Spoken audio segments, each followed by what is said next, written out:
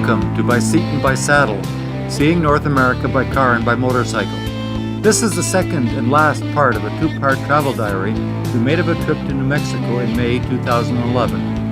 In part one, we described who we are, how we traveled, and the route we followed to New Mexico. This list is a repeat of the things in both parts 1 and 2 to help you decide what you want to see. Note that you can go forward or backward in this video, or even reload and watch part 1 at any time. You can also pause the video momentarily for a closer look at any picture. At the end of part 1, we were still in the beautiful Pecos River Valley. The rolling hills and remnants of old Spanish culture along the Pecos River were hard to leave, but we knew interesting things awaited us to the north and also to the south.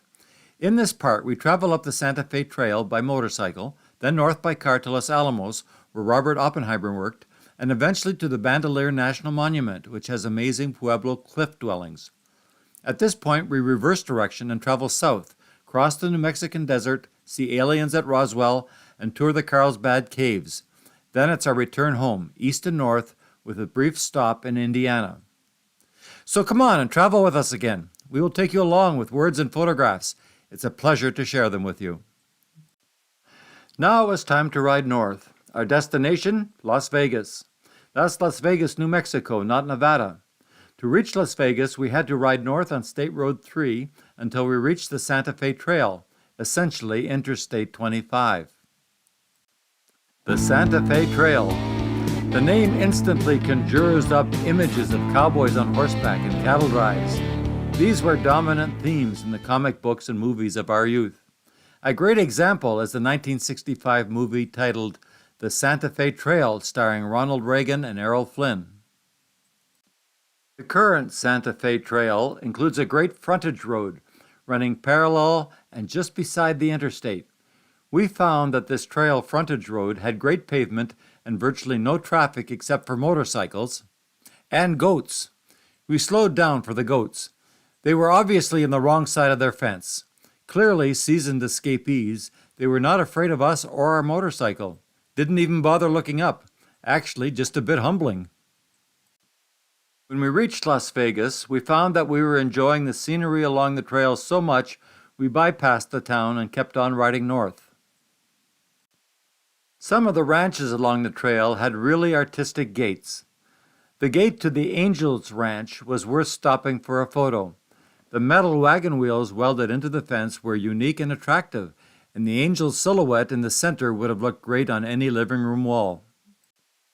A bit further along the trail, we reached Montezuma. The impressive building in the background is the United World College, which occupies the former Montezuma Castle, a former luxury hotel. It has a checkered history and was the set for several movies, such as the 1978 horror movie House of Evil. Montezuma is well known for its hot water pools, fed from hot springs bubbling out of the side of a hill. One pool had a cement cover with openings that suggested bathtubs. It was used by locals for lounging and suntanning. The hot springs warmed an adjacent river, making it nice for swimming, even on that chilly day. By mid-afternoon, we had seen enough and rode back to our campsite in Villanueva. On another day, we took the car and drove up to Santa Fe, the capital of New Mexico. The Palace of the Governors, or El Palacio Real, occupies the central square of the city. A plaque indicated that the Palace of the Governors was built in 1610 to 1612 and was the oldest public building in the United States. Local Native Americans are licensed to sell jewelry in front of the building. Sue bought a lovely turquoise ring from a native artisan. The St. Francis Cathedral, also downtown, has a rich history and contains many religious artifacts with historical Spanish roots. Inside the cathedral is La Conquistadora Chapel, a small chapel from an older Adobe church on this site that was built in 1714 and called La Parroquia. The chapel of the Adobe church was incorporated into the existing cathedral when the remainder of the Adobe church was demolished. The La Conquistadora Chapel contains a wooden statue of Our Lady of the Conquest. It is the upper statue of the Madonna and Child shown in this photo. The Madonna is about 30 inches high and was brought to New Mexico from Mexico City in 1626. Also important is that 4 of the paintings around the Madonna are attributed to Miguel Cabrera, who lived from 1695 to 1768. Cabrera was mestizo from Mexico and was recognized as the greatest painter in all of New Spain. Continuing north, we stopped at the Los Alamos Research Park just adjacent to the Los Alamos National Laboratory. The research park serves as a mixed facility for research and development in a wide variety of fields. LANL is still among the biggest and most advanced research facilities in the world. We toured the Bradbury Science Museum in downtown Los Alamos, which described the work conducted at the Los Alamos National Laboratory during and after the war, as well as the research still going on there today. Under the direction of brilliant physicist Robert Oppenheimer, it played a key role in the development of the world's first atomic bomb. I'm standing between statues of Oppenheimer and General Leslie Richard Groves, who directed the Manhattan Project. One exhibit was a B-61 hydrogen bomb. The B-61 had no guidance system and was simply dropped with or without a parachute. It was about 12 feet long, 13 inches in diameter, and weighed about 700 pounds. Designed and built at Los Alamos, production began in 1965. Modern versions are still under development. Another weapon on display was the nuclear-armed AGM-86B cruise missile. It was 20 feet 9 inches long and propelled by a turbofan jet engine. It could fly over 1,500 miles at 500 miles per hour. Multiple units could be launched at once from a single aircraft. Another display highlighted the Los Alamos Neutron Science Center, or LANSCE. Located in the Los Alamos Research Park, it is one of the most powerful linear accelerators in the world and is used for materials and neutron science research. It also produces medical radioisotopes. Next stop was Bandolier National Monument, where over 800 years ago, that's about 1200 current era or CE, the ancestral Pueblo people built the most amazing homes and villages. These low stone walls are the remains of some of the Pueblo dwellings. In these photos, the low stone walls are what is left of an entire Taiwanese village. The living quarters are arranged in a circular pattern with single entry points for defense against outside threats. This arrangement provided a safe interior courtyard for the inhabitants. The enclosure also contained an underground kiva for community meetings and ceremonies, as described in Part 1 of this trip account. Dwelling structures were sometimes built against the existing cliff walls. Rows of holes in the cliff walls showed where roof beams were inserted to support upper roofs and floors. Some ancient hand and foot holes in the cliff faces indicate rock climbing is not a recent invention. Some of the homes built against the cliffs included rooms or spaces inside the cliff walls. Apparently, these sometimes served as complete living spaces on their own. Access to the dwellings was achieved with ladders. The rungs on these ladders looked to me a bit like leftover firewood. I have to admit I was a little nervous about their load-bearing capacity and tried to keep my weight distributed to avoid a fast descent. Inside the dwellings looking out provided a sense of comfort and security from all threats, weather, animals, and enemies.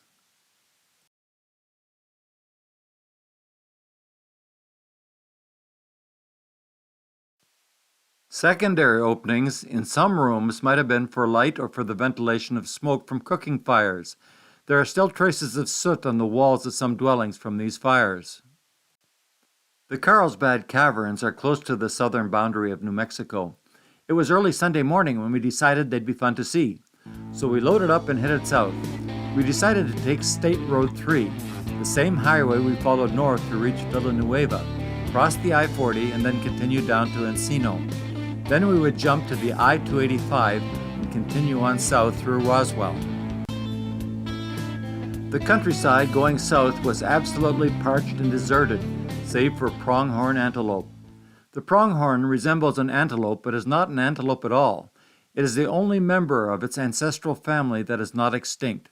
However, it is distantly related to giraffes. The pronghorn is the fastest land mammal in the Western Hemisphere and can run 55 miles per hour, that's 88.5 kilometers per hour, up to 1/2 mile, or 800 meters, without slowing down. It is also a ruminant like a cow and chews its cud. Strangely, pronghorns prefer going under fences instead of jumping over them. In fact, the Arizona Antelope Foundation is working to eliminate the bottom barbed wire from fences to help preserve the species.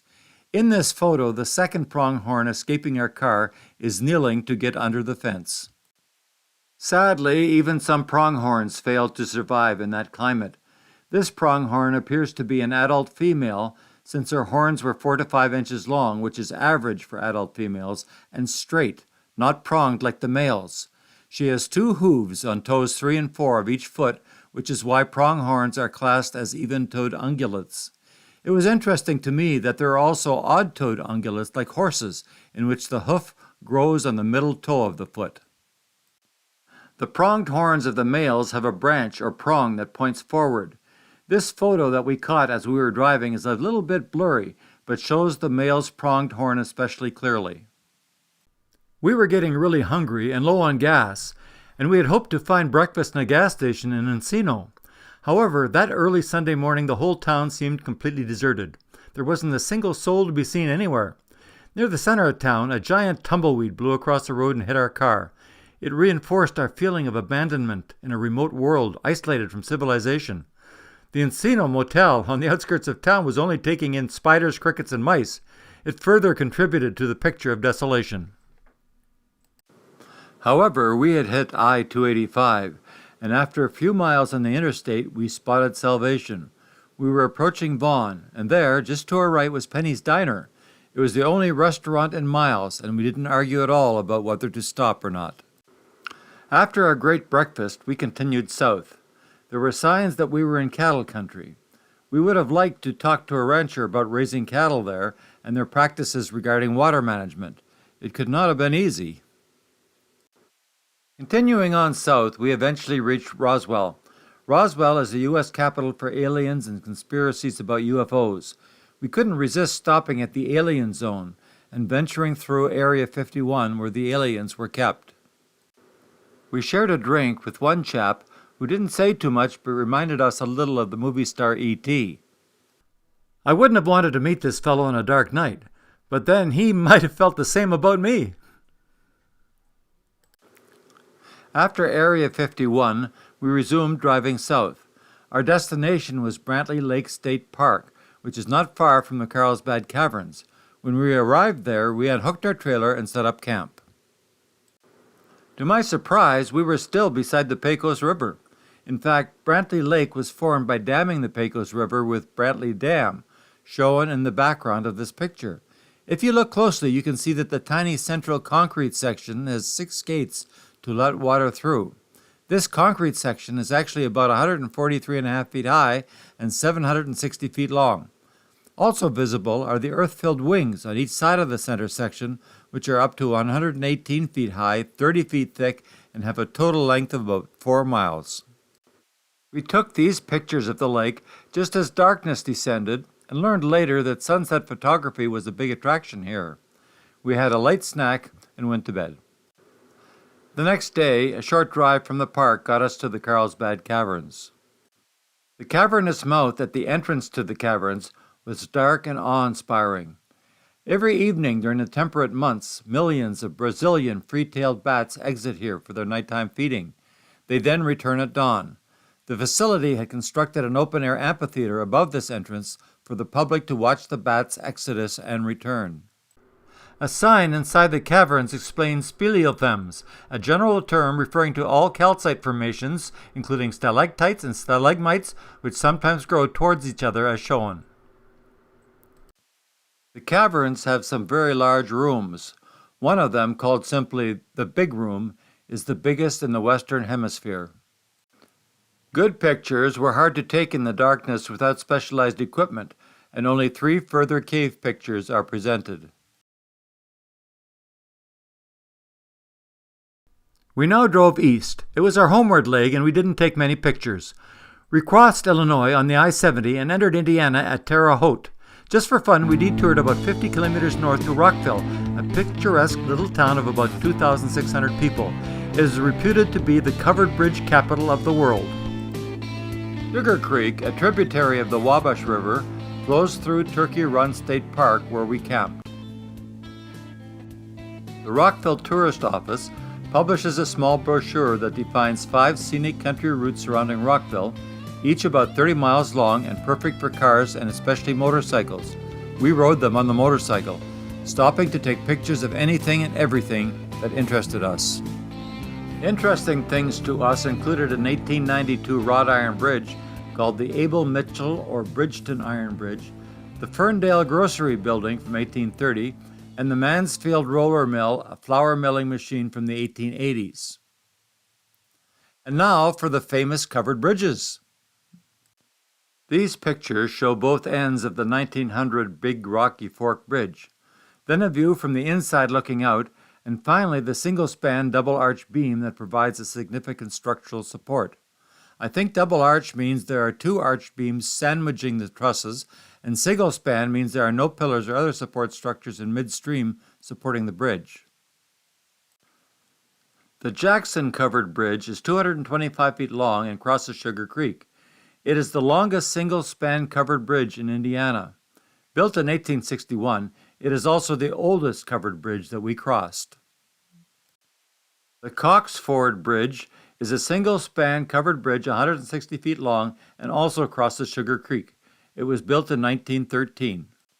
The Mansfield Covered Bridge, built in 1867, is 247 feet long and has a double span, meaning there is a support structure in the middle of the creek and a single span on each side of the support extending to the river banks. The Bridgeton Covered Bridge, first built in 1868, was burned by an arsonist in 2005 and rebuilt in 2006. It is a 245-foot double-span bridge. That is, it has a support in the middle of the river and double arch beams that sandwich the trusses. That's enough of covered bridges. On one of the Rockville country routes, we passed through a village with an Amish buggy repair shop. We stopped the motorcycle and the Amish owner came out. He was an exceptionally good-looking young man, probably in his early 30s, and we talked with him for a long time. He was very knowledgeable on a wide variety of topics and said his specialty was fixing wooden spokes. He had no objection to our taking pictures of his shop. When we got back to our campground in Turkey Run State Park, we noted that the sturdy brick washrooms on the site were also designated as emergency shelters in the event of a tornado. The importance of such provisions was to be driven home to us shortly. The previous day, we had stopped in Joplin, Missouri, and stayed in a motel on Rangeline Road, just north of the I-44. We had eaten in a restaurant just across the road and actually discussed tornadoes with the waiter. Little did we know that 2 days later, on May 22nd, that exact location would be the center of a monster tornado, the worst to hit the United States in 60 years. It killed 116 people, the highest number since 1947, and injured some 400 more. Heart-stopping to think what could have happened to us in that motel, to our car, our trailer, and our motorcycle. Well, we've come to the end of part 2. Completing our motorcycling, we loaded up and headed for home. Crossing again at Port Huron, we were again back in Canada. Our total distance traveled was 6,625 kilometers. It had been a great trip with lots of adventures, but we were both glad to be home. Look for our next trip that we took to South Dakota, Wyoming, and Montana in September and October of 2011. On this trip, we visit intercontinental missile sites, learn how Mount Rushmore was sculpted, attend the Buffalo Roundup in Custer National Park, see mammoth skeletons in the Black Hills, geysers in Yellowstone National Park, and a whole lot more.